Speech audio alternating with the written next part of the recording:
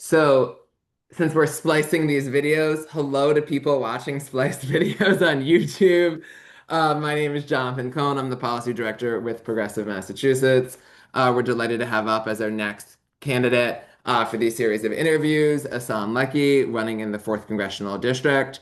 Ihssane, I'm going to bring you on spotlight. If you want to begin, just take a couple of minutes. Tell us who you are, why you're running, as I'm sure you've done many times on the stump so far.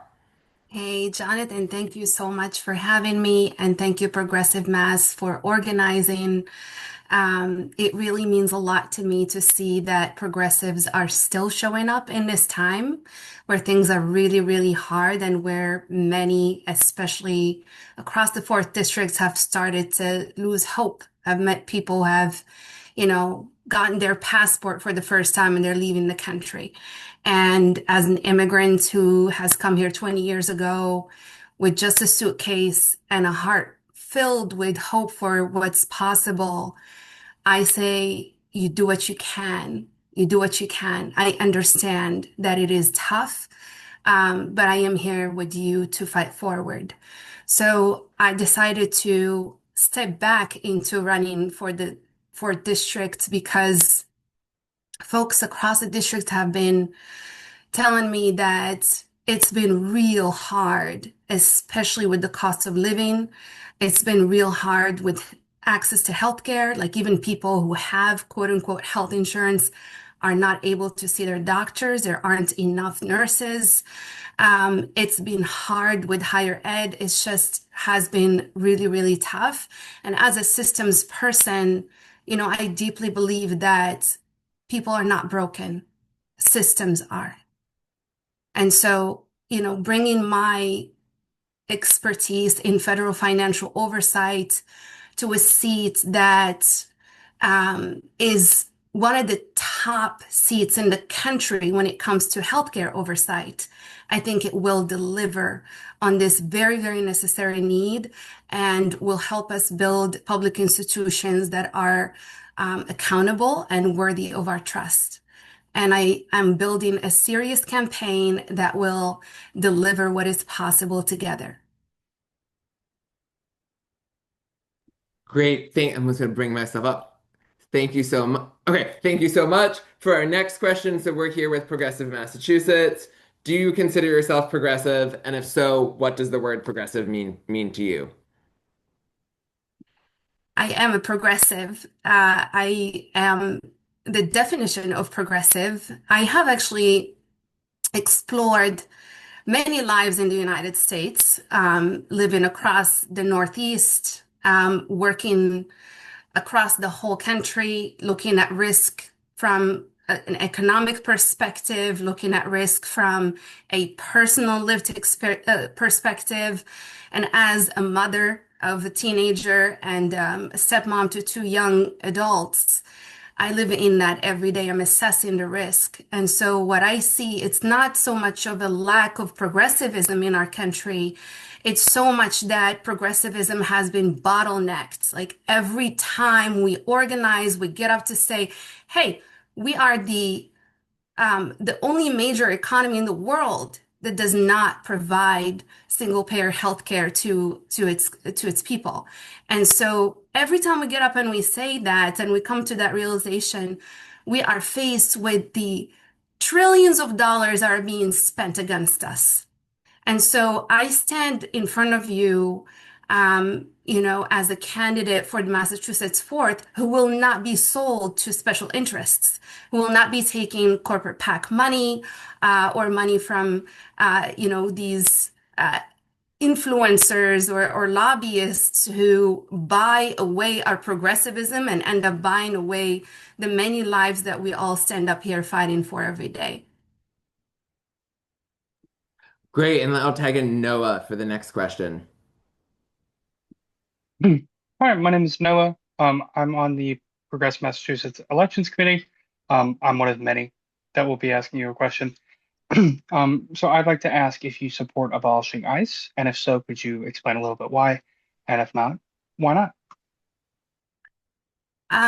I do support abolishing ICE, and that is because what ICE is doing is immoral. Um, we have seen the killing of innocent people. We have seen the ripping of children away from their families and their incarceration. We have seen this is not, to me, as an immigrant especially, this is not American.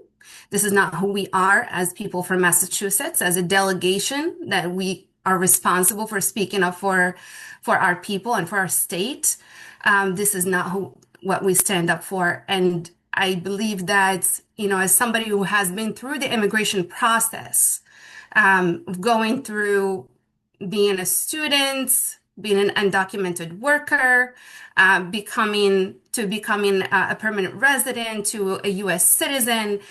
I take these things extremely seriously, and I have seen where the system fails people. It fails to allow them a path to citizenship.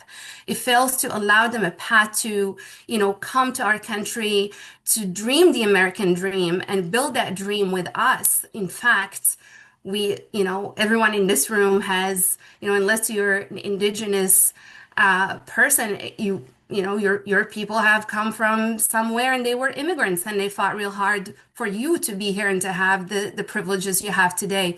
And so we have to carry that torch forward. And I will be, again, as a systems leader, I will be building a system that is humane and a system that is straightforward, and that can carry people from our borders all the way to having their citizenship and being able to run for office one day. Thank you. And then a quick follow-up. Um, so thank you for sharing your opinion on abolishing ICE. I'd like to ask if you support taking it a step further, and holding ICE agents accountable, even to the point of prosecuting illegal actions they've taken during the Trump administration, once we win and are back in power. Absolutely. With freedom comes a lot of responsibility. I tell my teenage daughter that as she's growing. And so in this case, one of the ways when we think about justice and we think about compassion, right, and conditional compassion for all humans, compassion is to not enable, and holding accountable is to not enable that system to keep repeating. And so that these people will have a pathway towards doing better in the future. So they have to be held accountable, and we have to set a standard for all of our public institutions to be aware that if you break the law, you're going to be held accountable.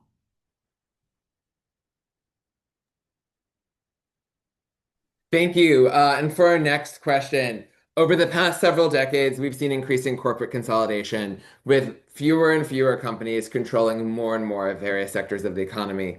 We've also seen increasing concentration of wealth, fewer and fewer people holding more of the wealth of the economy, and greater income inequality. If elected, what would be your top priorities? What would you be advocating for in order to rein in corporate power and to reduce income and wealth inequality both in the district and across the country? Thank you, Jonathan. That is one of my main non-negotiables, is an economy where we all get to share in its prosperity. Right now, we are the wealthiest country in the history of the world. That is a fact. And so what does that give us?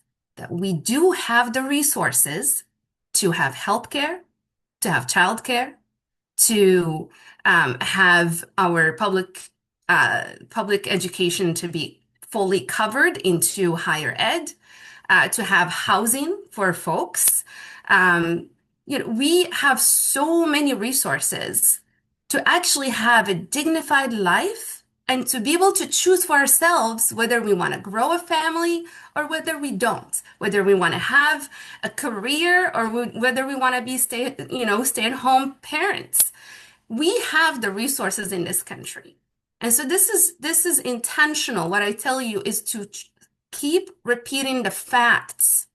We all, and as people from the state of Massachusetts, we work so hard and we fill that federal pot with our tax money. I want you to ask, what are we getting back? Are we getting our money's worth? And the answer is no, we are not. We are actually, in fact, are being punished because we stand up to the billionaire money. Hmm? Because we dare to say a billionaire tax in Massachusetts.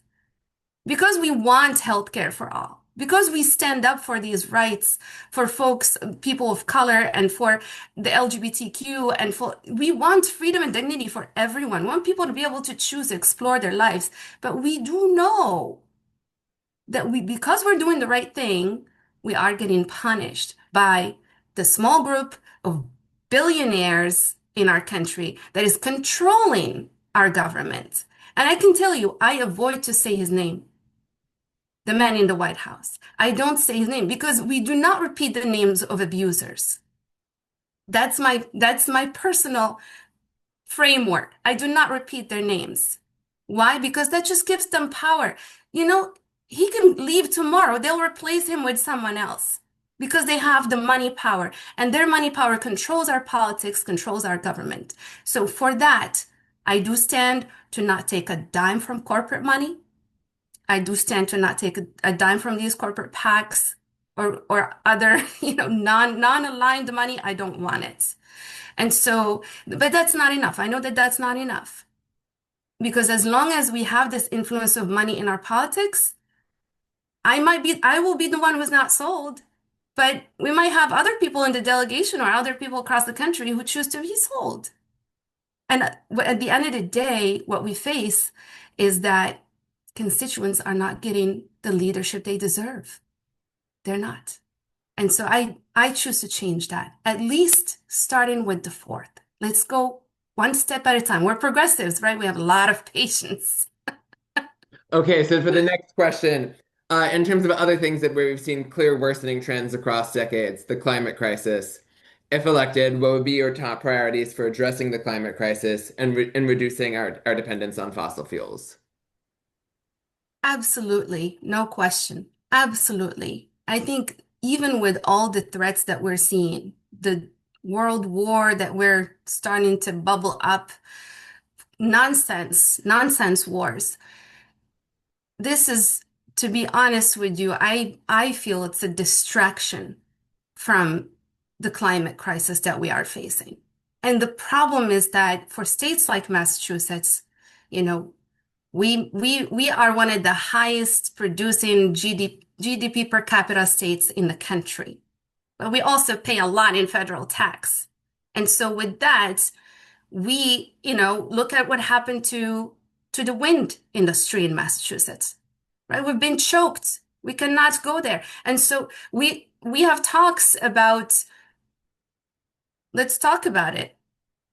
We have talks about data centers that are going to happen in Massachusetts. And I'm not in support of that. I know that that's going to suck up so much energy and create more suffering for our people. Even where are they going to be located? There's going to be an environmental crisis because of that. And so we are tying now environmental to AI, right? To renewable energy. These things are related. And let me tell you how it's related when it comes to money, especially as a federal financial oversight expert. It comes to money because when we don't have the money from the federal government, then we look to our state. And then when our state cannot afford it, then we look at our towns. And our towns are already under tremendous pressure financially. Look at just what happened when the snow fell this year. That did you go to Fall River? People were literally locked down. In Bristol County, people were locked down. This is in the Massachusetts 4th District because they didn't have the resources to plow the snow. And that really affects the local economy as well. So when we're looking at these crises, they are related.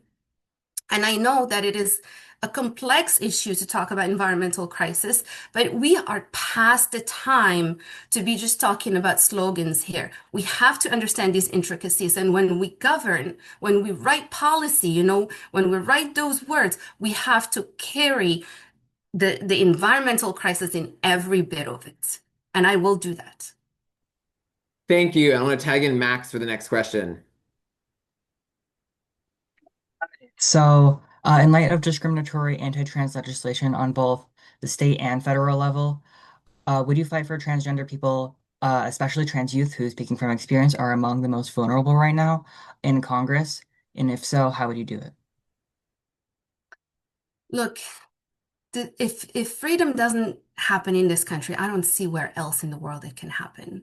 I think the freedom for people to choose for themselves, to receive the health care that they, as a human right, this is where it's at. We have the resources, we have the will as a people, but we're sold out. We're sold out to other interests. So how I would do it, again, I keep my money clean and aligned.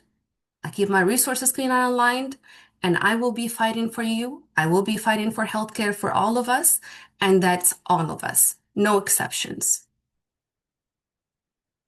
And I hope that helps answer your question. Thank you. And then I'm going to tag in Ziba next. Hi, Ihssane. I'm Ziba, and I'm going to ask you about foreign policy.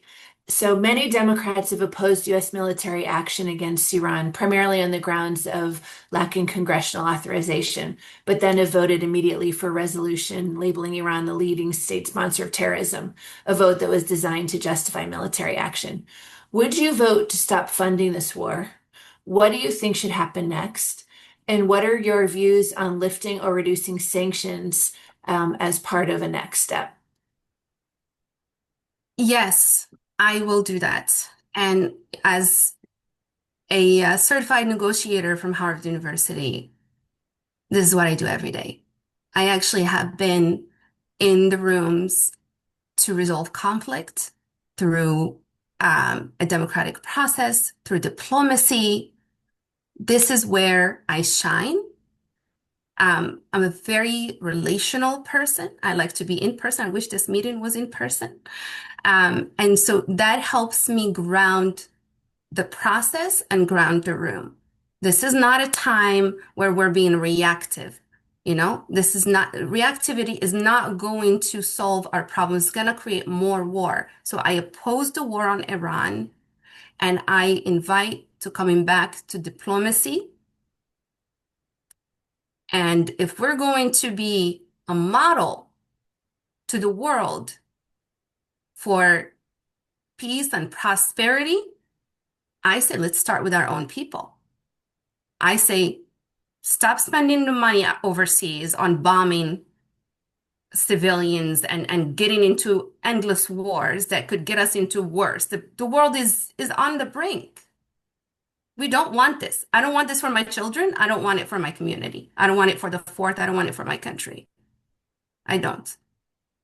And so if we're going to be doing targeted sanctions, yes, then we do that. We have to be strategic and intentional on how we do this, because as you know, broad sanctions fall on civilians.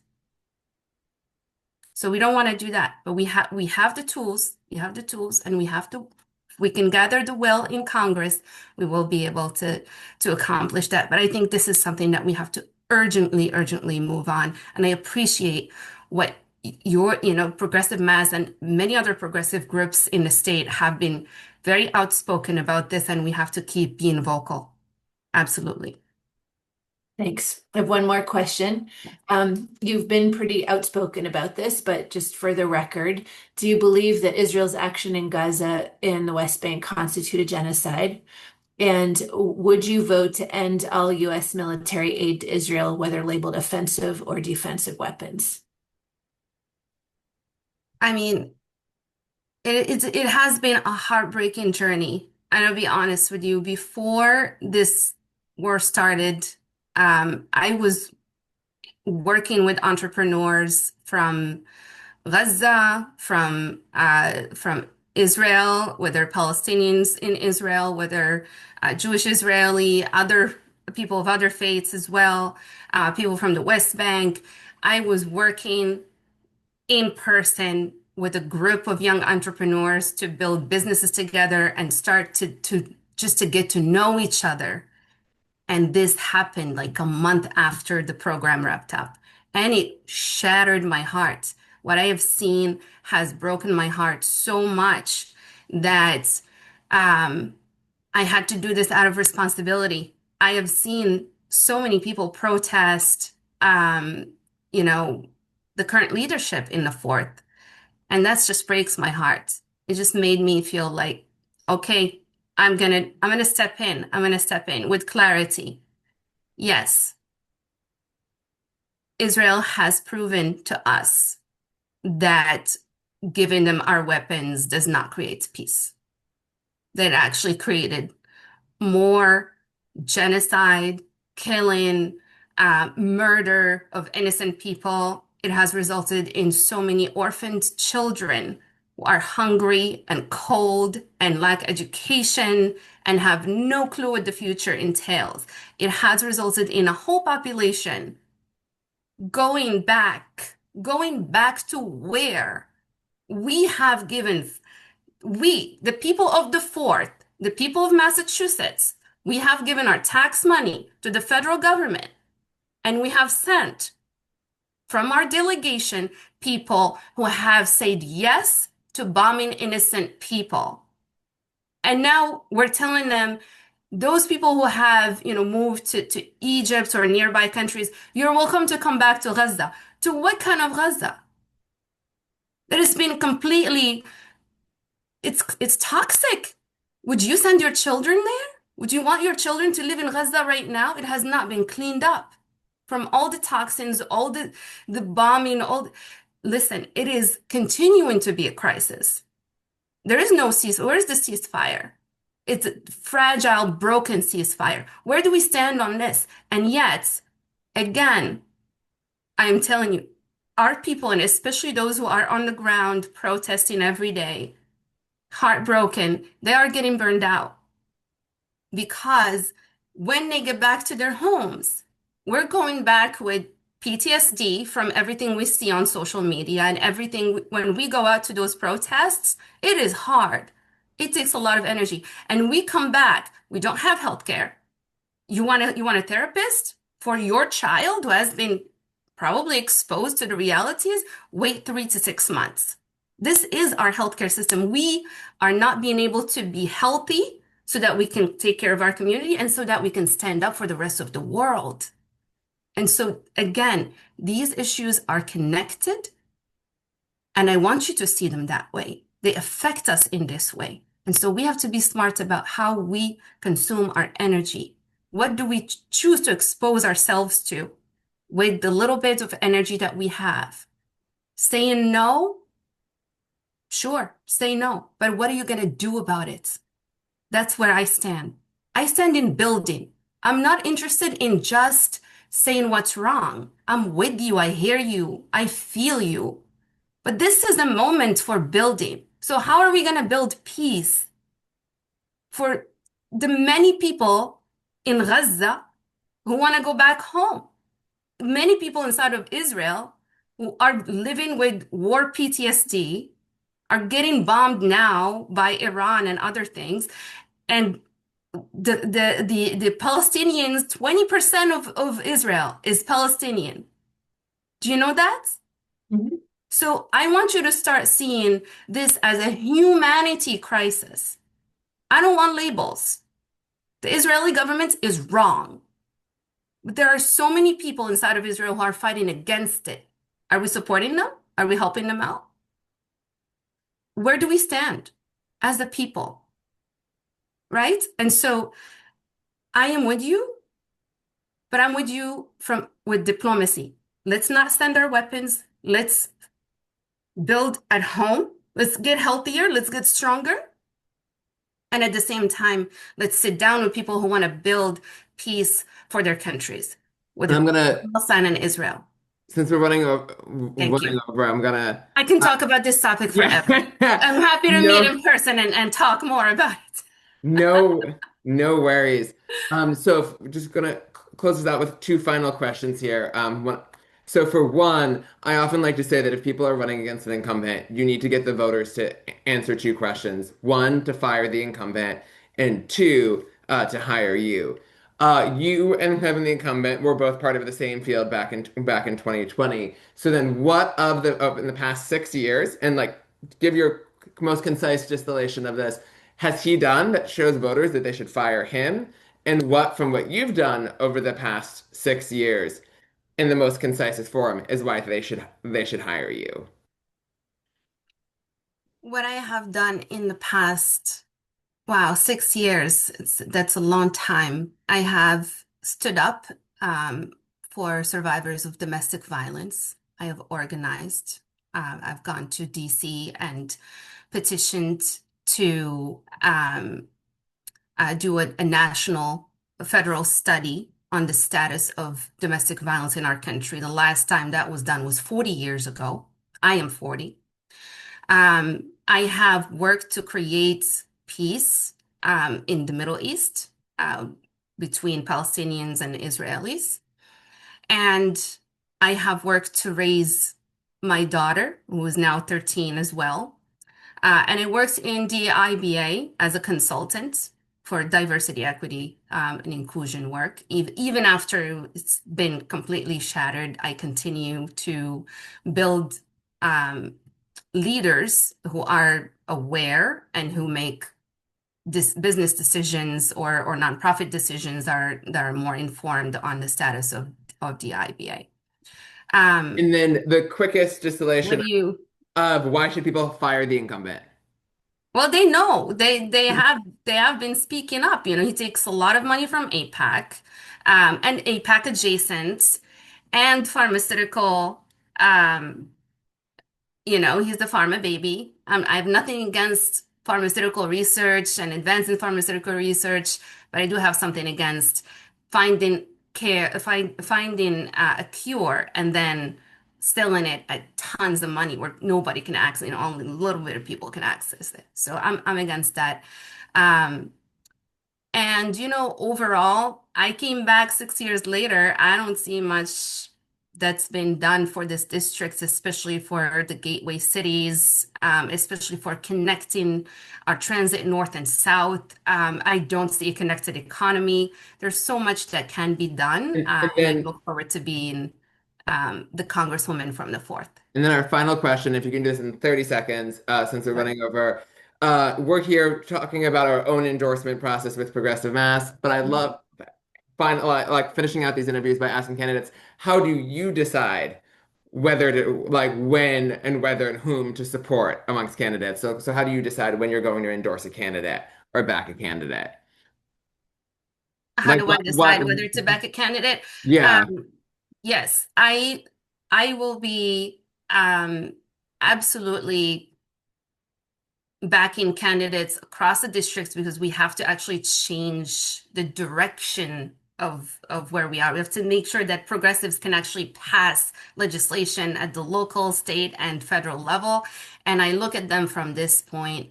I look at their alignment with their purpose, whether what they're saying is aligned with what they actually believe. And I look at where their money comes from. And so that's how I do it. And it's, if they know their constituents best, but if we know that they are aligned with their purpose and they're fighting the good fights like we are here in Progressive Mass, then they will earn my endorsement. Awesome. Well, thank you so much for joining us this evening. Can we get a round of Zoom applause? Oh my gosh, thank you. So- Love to you guys. Thank you so much. I'm receiving.